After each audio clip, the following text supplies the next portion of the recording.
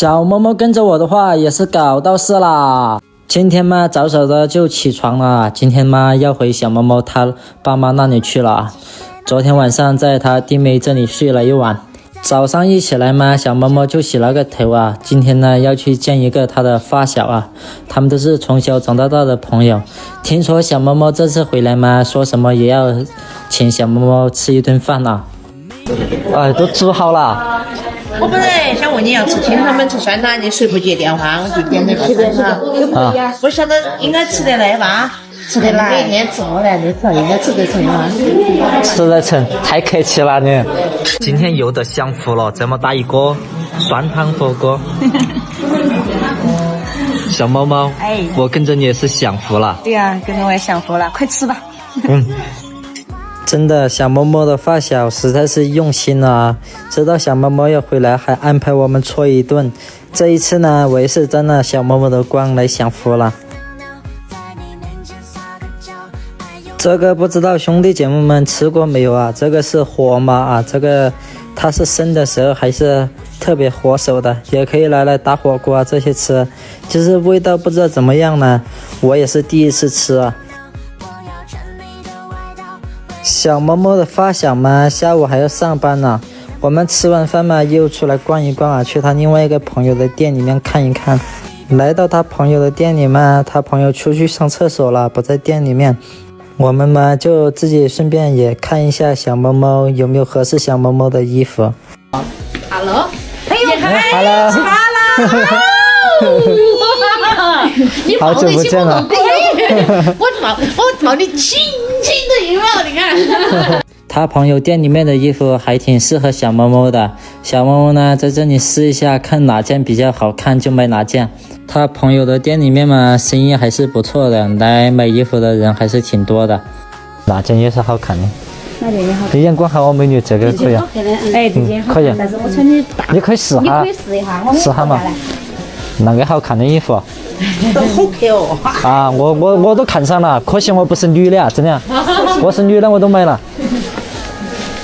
选来选去嘛，我感觉这一件啊适合小嬷嬷一点，这一件嘛是今年的流行款，小嬷嬷穿上去呢就要年轻了好多啊，感觉都年轻了10来岁啊。小嬷嬷呢也觉得这件衣服还挺好看的，也挺适合她的，码数啊这些都挺好的，所以说就买了这件衣服。和小嬷嬷两个朋友告别之后嘛，今天下午也要回了小嬷嬷她爸妈那里去了，来这里给他老爸的话买2条烟回去吧。因为下午要回小嬷嬷他爸妈那里了嘛，所以说就把小孩子也叫上了啊，叫上他们一起回去看看他们的外婆啊这些。小孩子刚从他爸那里过来嘛，还端了一碗酸辣粉过来吃啊，一路上吃着过来。吃那个啥？没有吃饭吗你？对，在选。你没吃饭是吧？啊？等一下下午去小嬷嬷他爸妈那里嘛，坐他朋友的车去啊，他朋友顺便也要回那边去有事儿。但是呢，小嬷嬷朋友的车只能坐3个人啊，因为他还要接一个人嘛，所以说只能再坐3个人了，5个人刚刚好。所以说呢，小嬷嬷就叫他的儿子出去自己坐公交车回去了。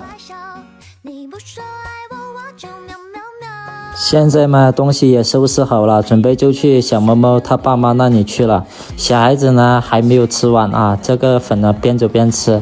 来接我们的这个朋友嘛，就是刚才卖衣服的那个啊，他呢也是和小嬷嬷从小玩到大的，也是一个村的。这次他回去有事嘛，正好就把我们给带上。叔叔，给你买2条烟。对呀。啊，婆婆你好。来了。啊，这个钱儿嘛也够嘞。啊，没事，拿你抽嘞，拿你抽嘞。这个叔叔呢，就是小嬷嬷的爸爸啊，旁边这个婆婆呢，就是小嬷嬷的奶奶。上次来他家嘛，没有看到他奶奶，他奶奶去贵阳去了。小嬷嬷他爸妈这边的话呢，我有点听不懂啊，虽然说都是贵州人，但是方言有点不一样。回来呢，没有看到小嬷嬷他老妈，不知道在干嘛，应该出去干活了吧。没过一会儿嘛，小嬷嬷的儿子也到了啊，现在在这和小嬷嬷一起直播。好久没有看到小嬷嬷的儿子了，小嬷嬷心里面别提有多高兴了，一直笑个不停。这次回来呢，小猫猫还给他老妈买了一个金耳环。小猫猫的妈妈呢戴的是银的啊，小猫猫一直都想给他妈妈买个金的，今天终于实现了。小猫猫的妈妈呢一直指着小猫猫乱花钱啊，因为他们那一辈的人是真正吃过苦的人，他们知道挣钱不容易，就想让小猫猫有钱自己存着就行了。主要是想给他妈妈买耳环，已经想了好久了。前面觉得那个金价太贵了，本想着等它跌一跌再买的，但是没想到越涨越高，越涨越高。哎，我就劝小猫猫嘛，早点买了算了，再不买的话，以后涨得更高，以后涨成几千块钱一个的话，那都买不起了。说实话，小猫猫这么孝顺的女儿的话，都被我找到了，我也是搞到事了。今天嘛是阿姨亲自下厨了，做了这么大一锅菜。今天的话，我也是跟着小猫猫享上口福了。想要变成你的猫，赖在你怀里睡。